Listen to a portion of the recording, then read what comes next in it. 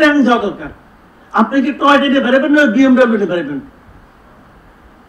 সোজা হিসাব ভাই। এটা তো 10 বছর চলে না, 10 বছর স্টাডি দেওয়া হয় নাই। এর মধ্যে রিটায়ারমেন্টে যাইয়া রিটায়ারমেন্টে টাকা পয়সা পাইয়া মোটামুটি বাসায় শুয়ে বসে নাতি নাতিদের সঙ্গে খেলাধুলা করে সময় ওনার কাটছে। উনি আইসা একটা হুঙ্কার দিলেন যে 15 দিনের মধ্যে সবাইকে, আনার পরে প্রথম বাংলা সচিব, তারপরে বাংলা সিনিয়র সচিব, আইসা উনি হুঙ্কার দিলেন 15 দিনের মধ্যে সবাইকে হিসাব দিতে হবে। আজকে 17তম দিন চলছে, আজকে 17তম দিন চলছে। হিসাব কেউ দিছে? উনি নিজে দিছেন? কোন সচিব দিছে? কেউ দিছে? তো এই সমস্ত ভাই ফালতু না। হিসাব তুমি আমরা বুঝছি, আমাদের বাসায় একটা ক্যালেন্ডার আছে, আমি ওই দিনে 3 তারিখে ডাক দিয়ে রাখছিলাম, দেখি 15 দিন পরে কি হয়। হয়েছে কিছু? তো এইগুলোর বাগাড়ম্বর, বাগাড়ম্বর দিয়ে দেশ চলে না ভাই। আমি প্রথম দিন বলছিলাম, 8 তারিখে বলছি যে এই টিম দিকে, এই টিম দেখার পর 8 তারিখে হয়েছে, 9 তারিখে আমি কন্টিনিউ করছিলাম যে পিকনিক করতে আসেন না, দেশ চালাতে আসছেন। আমার ধারণা ওনারা পিকনিক করার যোগ্য না। পিকনিক করতে গেলে আলো বাজাই দিব, দেখবেন 3 জন খাইছে আর 2 জন খায়নি। এত সুজানার ভাই। আর একটা কথা সে বলে শেষ করি, যেটা নাকি আগেও বলেছেন।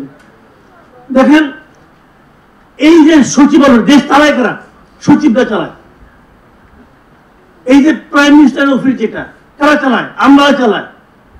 স্বৈরাচারের আমরা দিয়ে বিপ্লবী সরকার চলতে পারে না। একদম বেসিক পয়েন্ট। আপনারা এটা নিয়ে আলোচনা করার সাহস পান না, ভয় পান। যদি আপনারা আওলা বাজায় দেয়, এই আমরা আওলা বাজাবে, এমন বাজাবে যে ওখানে যখন ডিসিরা মারামারি করে, ওইটা নিয়ে 3 দিন ধরে আলোচনা, সচিবালয়ে কোনো কাজ হয় না। ডিসি কে হবে এটা নিয়ে মারামারি হচ্ছে। ওই সময় দেশে আর কোনো প্রবলেম ছিল না। মনে হয় কি যে 59 জন ডিসি কে হবে, এটা দেশের 1 নম্বর সমস্যা। এটা কি 1 নম্বর সমস্যা ছিল? আপনারা তো এটা নিয়ে ব্যস্ত ছিলেন। কেন ছিলেন? কারণ আপনারা জানেন না কি করতে হবে, কিছু বললে মাইন্ড করে।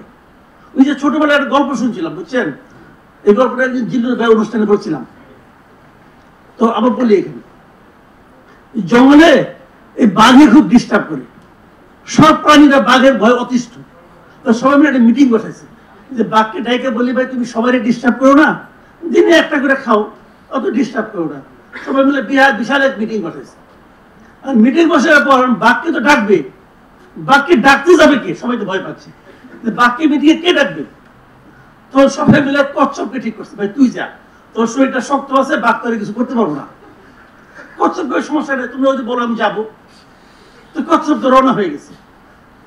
হওয়ার পর মিটিং প্রায় শেষ, আলোচনা শেষ, সিদ্ধান্ত হয়ে গেছে, কারণ বাঘ তো আর আসে না। তখন একজন বলতেছে, আগেই বলছিলাম এই কচ্ছপে পাঠাও না, ও তো ঢিলা যায়, আস্তে আস্তে কবে যাবে কবে আনবে। তখন দরজার কাছ থেকে কচ্ছপ বলে, তোমরা যদি আমার সমালোচনা করো তাহলে কিন্তু আমি যাবো না। ও তখন দরজার কাছে বলতে আছে। তো ভাই কাজ করতে আসছে না, সমালোচনা কোনো মাইন্ড করলে হবে না ভাই, কাজটা ওই দরজাটা পার হইতে হবে।